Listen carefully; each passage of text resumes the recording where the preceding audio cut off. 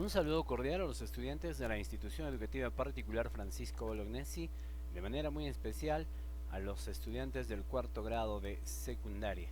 Es el curso de Historia del Perú. Muy bien, sin mayores preámbulos, nos vamos al desarrollo del tema que nos corresponde el día de hoy. Y el día de hoy debemos tratar el tema del gobierno de Nicolás de Piérola, periodo que abarca desde 1895 a 1899. Generalidades. El gobierno de Nicolás de Piérola sentó las bases de la República Aristocrática. Este término República Aristocrática también fue acuñado por el célebre historiador Jorge Basadre. ¿A qué hace referencia la República Aristocrática?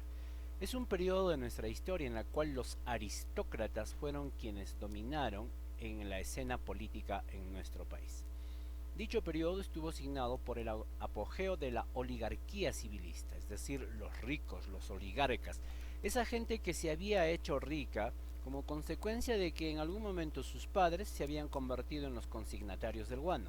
Ahora se habían convertido en hombres ricos, en hombres potentados, y además de tener el poder económico, ahora deseaban también el poder político. Este periodo en el que gobierna este grupo de ricos oligarcas es lo que Jorge Basadre denomina la época de la República Aristocrática.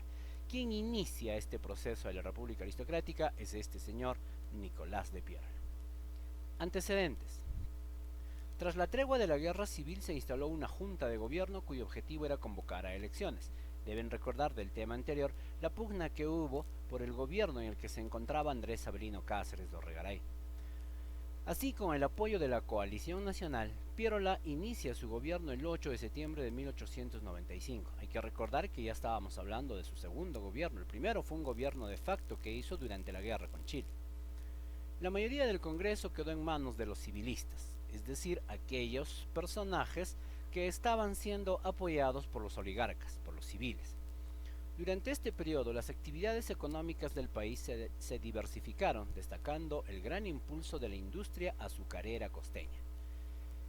¡Qué suertudazo el Perú! Termina el boom del guano, comienza el boom del salitre, termina el boom del salitre y comienza inmediatamente el boom de la industria azucarera y del caucho en nuestra Amazonía. Y como si eso no fuera poco, también aparece el petróleo y los minerales. Cerro de Pasco va a ser un importante centro minero de aquella época. La economía del país se basó en la exportación de materias primas, como casi siempre ha sido. Obras y hechos de este gobierno. Piérola desarrolló una política económica acertada.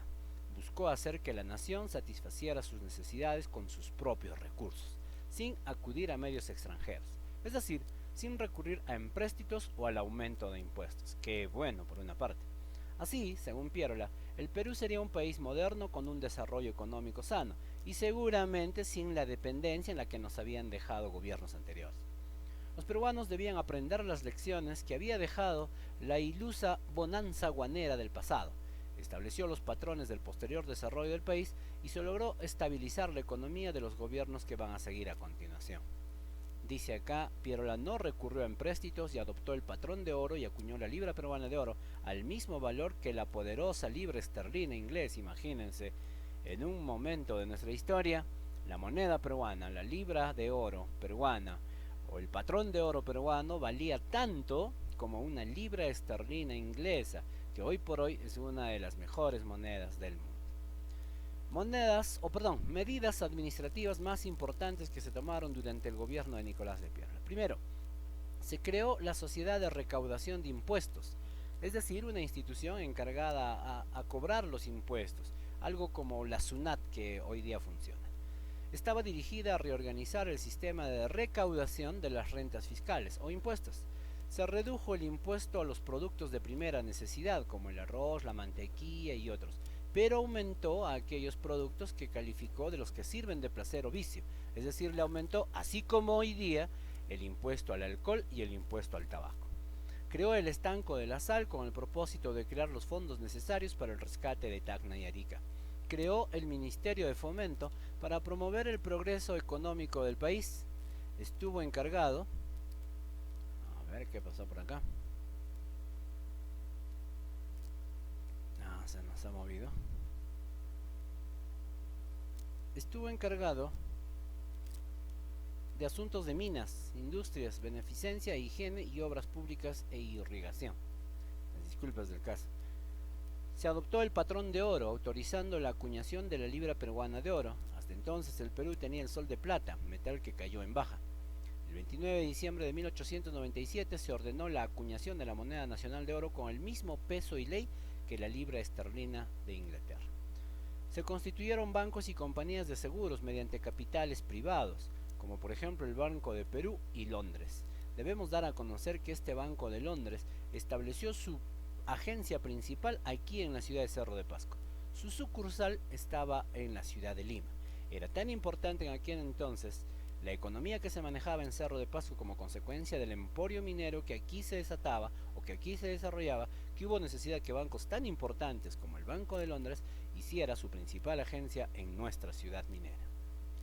Creó la Escuela Nacional de Ingenieros Civiles y de Minas de Lima. Creó la Sociedad Nacional de Minería, la Sociedad Nacional de Industrias y la Sociedad Nacional de Agricultura. Se trasladó la capital del departamento de Loreto a Iquitos, debido al apogeo del caucho, siendo Carlos Fermín Fitzcarral el más importante empresario cauchero. Pero fíjense lo que es la vida. Este señor Carlos Fermín Fitzcarral fue un abusivo. Llegó en algún momento a esclavizar a los indígenas de nuestra selva amazónica, especialmente de la zona de Loreto, que más tarde terminó pagando mal. Terminó el hombre en el abandono, terminó en la miseria.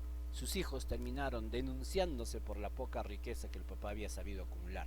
Como le llaman a eso, karma creo le llaman, ¿verdad? En filosofía eso se llama ley de causa y efecto, porque todo lo que se hace, se paga.